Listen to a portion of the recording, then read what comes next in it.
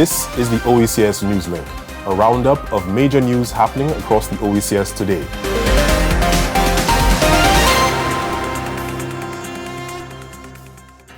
The Oecs Commission is set to host the third Caribbean NDC Investment Forum and Marketplace in Grenada.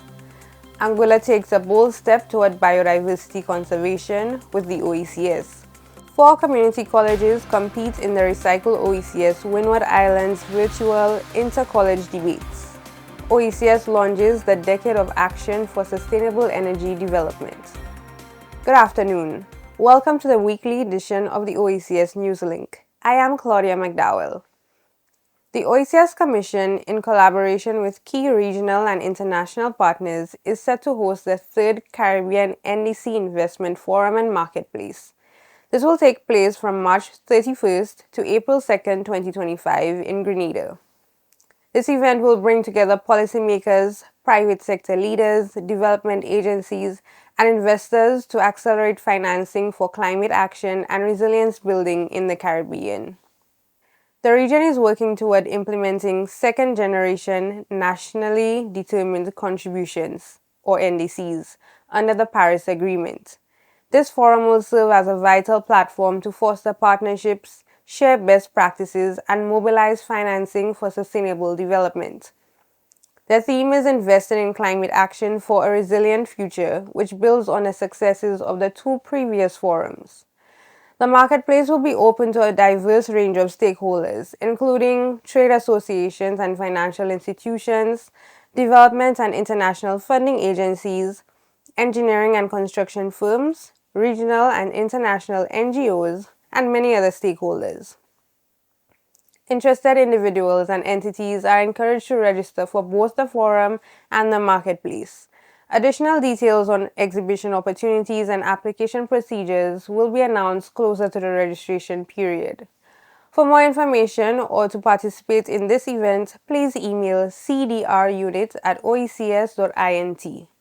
Recognizing the integral role of biodiversity in national development, the Government of Anguilla, in partnership with the Oecs Commission, is taking further steps to ensure the effective management and sustainable use of its natural resources. With funding from the European Union, the Oecs Commission is implementing the Biospace Program, designed to assist small island development states in achieving sustainable development goals. Anguilla is among the beneficiaries. Biospace has embarked on the development of a national biodiversity strategy and action plan for Anguilla. The full process will include stakeholder consultations, bilateral meetings, and site visits through scientific, social, cultural, economic, and legislative perspectives. This will ensure the creation of an inclusive and representative strategy and action plan. This marks a crucial step toward ensuring the long-term conservation of Anguilla's rich biodiversity. Next, the Recycle Oecs Windward Islands virtual inter-college debates hosted the semi-finals on February 3, 2025. Watch this news report about the journey to the finals. 4 leading Oecs tertiary institutions squared off Monday, February 3rd in the semi-finals of the Recycle Oecs Windward Islands virtual inter-college debates, tackling crucial environmental challenges facing the region.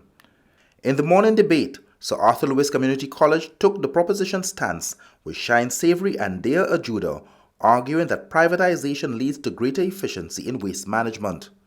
Dominica State College's opposition team, featuring Benicia Moreau and standout speaker Elinette Jolie, mounted a strong challenge.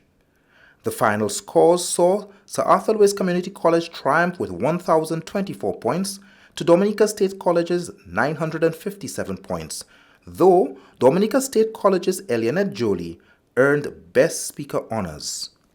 The afternoon session intensified as T.A. Marichaud Community College proposition team faced St. Vincent and the Grenadines Community College opposition.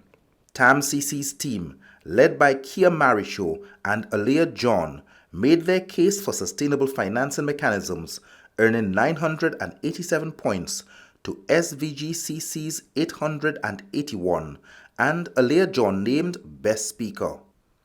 These debates are part of the Recycle Oecs project, a crucial initiative by the Oecs Commission, supported by the European Union through Agence Française de Développement. Head of the Environment and Sustainability Division at the Oecs Commission, Chamberlain Emmanuel, explains that though progress has been made in waste management, significant challenges remain. In general, while Oecs states have solid waste management systems in place, it is noted that, for the most part, there is limited source separation or collection of recyclables, no readily accessible local markets for recycled waste, and the cost of managing waste is exorbitant, posing a challenge for many governments to move to effective waste management systems and contributing to an increase in marine litter. The stage is now set for an exciting final showdown between Sir Arthur Lewis Community College and T.A. Marichaud Community College on February 19th, where they will debate whether responsible consumption trumps recycling systems in reducing Oecs plastic pollution. Sir Arthur Lewis Community College will propose, while T.A. Marichaud Community College will oppose the motion. This competition showcases the Oecs region's next generation of leaders, uniting 4 territories in the search for environmental solutions. Look out for another report on the February 19th finals in a future Newslink episode. Finally, the Oecs Council of Ministers for Energy has taken a bold step towards a cleaner and economically sustainable future with a unanimous adoption of the landmark Basse-Terre Declaration. In Basse-Terre, St. Kitts and Nevis, Oecs energy ministers recently signed off on an ambitious but practical and sustainable transformation of the region's energy landscape. The Basse-Terre Declaration establishes a decade-long push toward clean energy from 2025 to 2035. But this isn't just about switching off fossil fuels and switching on solar panels. The Declaration's architects say it's about fundamentally reshaping Oecs economies. Ministers have committed to delivering universal access to clean energy across all member states through a mix of solar, wind, geothermal, and green hydrogen projects. For households, the promise is simple: lower energy bills through reduced dependence on expensive imported fossil fuels. For job seekers, it'll mean new opportunities in renewable energy services, from solar installation to green building projects. An electricity grid that can withstand such hazards as hurricanes, and economic growth for Oecs member states. The timing is significant. The International Energy Agency projects that renewable energy will become the world's leading source of electricity generation this year. The Eastern Caribbean, often on the front line of climate change, is now positioning itself to be at the forefront of the clean energy change. The Declaration calls for partnerships between governments, private sector entities, and communities. The Oecs Commission has been tasked with developing what they're calling a Sustainable Energy Greenprint, a comprehensive roadmap to turn these ambitious goals into reality. For a region that spends billions annually on imported fossil fuels, this declaration represents more than just an environmental commitment. It's being called a path to energy independence and economic transformation. Julius Gittins for Oecs Newslink. This brings us to the end of this week's Oecs Newslink. We'll have another roundup for you next Friday. In the meantime, catch up on our social media channels and on our website, oecs.int.